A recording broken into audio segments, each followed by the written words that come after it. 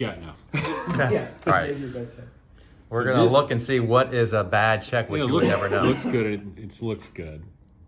It's got the heat thing on it. It's got good paper. It's got original signatures. But the reason this sort of raised alarms is just because, well, usually it's drawn on a foreign bank. This is Canada, so that's your first. Oh, okay.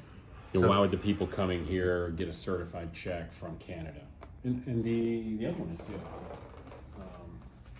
So they didn't come in person. No, they sent it. sent it. They And sent it to us in advance. Yeah. Okay. Yeah, this was Toronto. So Gotta watch out for those Canadians. Huh? yeah, but it's sort of why would you get a certified check from Yeah. Canada? And it's almost always for more than you need. So, like in this case, the people needed 300,000, for example. They sent 350. They sent 350, 500, and they needed like 299, something like that. So that's a weird number, particularly because we've given them the number, so they know the number. It's like if we gave you the number and you showed up with a check for $60,000 more, it's sort of why. Because we want you to give us a check. Because you must get a check back, but when they're not even present, what they do is one of two things. And also, because it's a certified check, it's a bank check. If you call, that one's fake, but it's HSBC. If you call HSBC, they won't confirm. That's a branch. I mean, it's a real branch, real address. The account number, I don't know if that's real, but the routing number is real, and all that. Yeah. So you can call them, and they won't verify on the phone whether it's real or not. Really? They won't do it. There's like you must deposit it Seriously. in order for us to tell whether it's. You have to real. deposit it first, and then And then when it gets See still if it presented clears. to To them, them, they're gonna then say, they'll "No, no, say no, this no." is not good. So, and there's another thing that led us to this one. So anyway, the problem with that though is it's a certified check. So when we deposit it with our bank's going to credit my account with it tomorrow. Sure. So it'll show up in my account tomorrow, and then the deal will cancel for walkthrough issue, or maybe the day before and it'll close and we owe them money back. Like if you brought me $500 Yeah. too much, we're going to give you a check back. Of course. Yeah. It's like giving you a float. So Yeah. how could someone?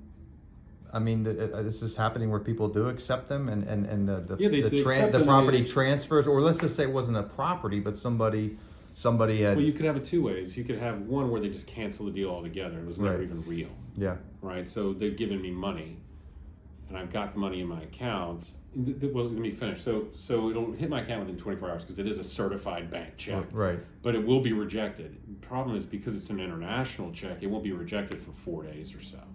So 4 days later, my bank's going to take that $350,000 away. But in the window of time of me depositing it, it looks like it's in my account until they pull it. If it's a canceled case, you might return the money. Mm-hmm. Or they could say, you only need $299, that's $350. Could you just wire me back the $50,000 and we'll be the closing on Friday or something? Or you could have the buyer and seller both bad guys, Yeah. We- So somebody could set up just a I mean, we get a quick contract, account, and we get an all-cash contract like you have, but it's really the seller isn't the real seller. The buyers aren't really buying it. It's just a contract. But how am I going to know that I'm not dealing with Mary You haven't seen the Johnson? property. I don't know anything about it. Yeah. And this person can say, "Yeah, Mary Johnson. This is my cell phone number. We're communicating with you."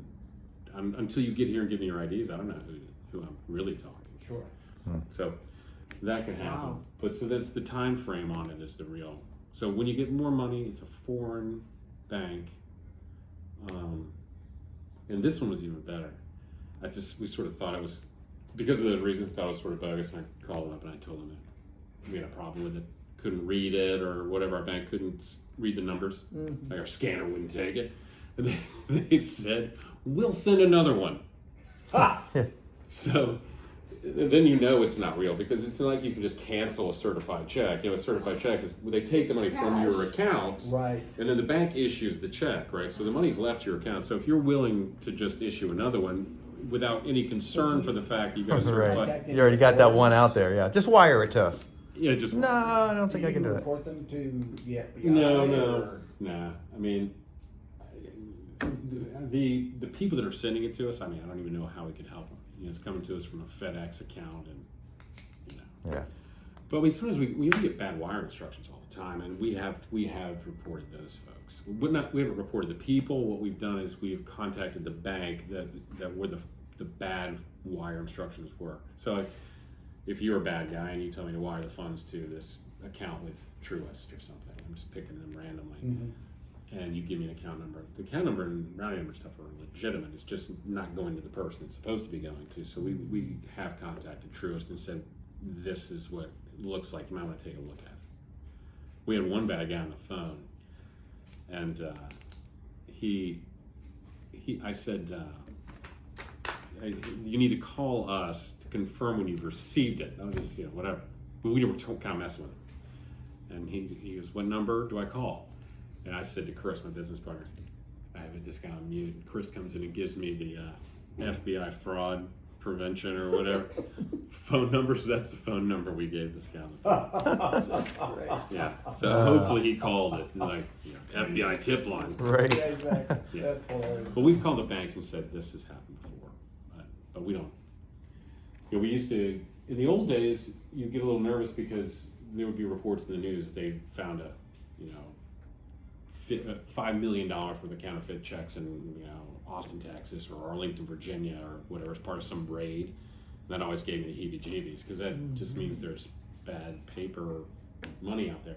And then it all kind of switched to wiring. So now we want you to wire the money in because then we know the money's here. So you got to be careful. But then now you got bad wiring instructions and stuff. So it's these bad guys. They're so smart though. It's if they weren't. Well, how do you? What's the best tip for making sure that The wires? you get the wire right? Well, we only get the wire from them. So I get the wiring instructions from your seller when she's physically present. We get those from her or confirm them with her if she sent them to us earlier. You also, as long as the account names are correct, Right. That's usually okay. But we get bad payoffs sometimes from folks. Like we'll get them from, it looks like it's coming from the client, even though we don't take payoffs from the client, but we'll get an email from the client. The client's been hacked, and Gotcha. the email comes to us, it's a payoff statement, and it's the payoff account name is wires in process, which is not uncommon to be an actual name for a payoff lender's payoff wiring instruction. Their account name might be wires in process or payoff processing, or that could be the name on the account. So the name on the account's doesn't really raise any alarms. Gotcha. So you just don't take payoffs like that. Yeah. You've got to get them yourself. Yeah. And you don't take wiring instructions over the internet, over email. For sure. Yep. You get them from the people. And when you get them, you always call, just to confirm. These are... Make sure it's the right number. Make sure all those things. Yeah. Right. And you Make sure don't... you're calling the right person. there's very few instances where you'll wire proceeds out to something other than the name of the seller. I mean, sometimes they want to go to another title company and things like that. You just got to cross all your T's and dot the I's. But you just got to be on the lookout because you get bad instructions all the time.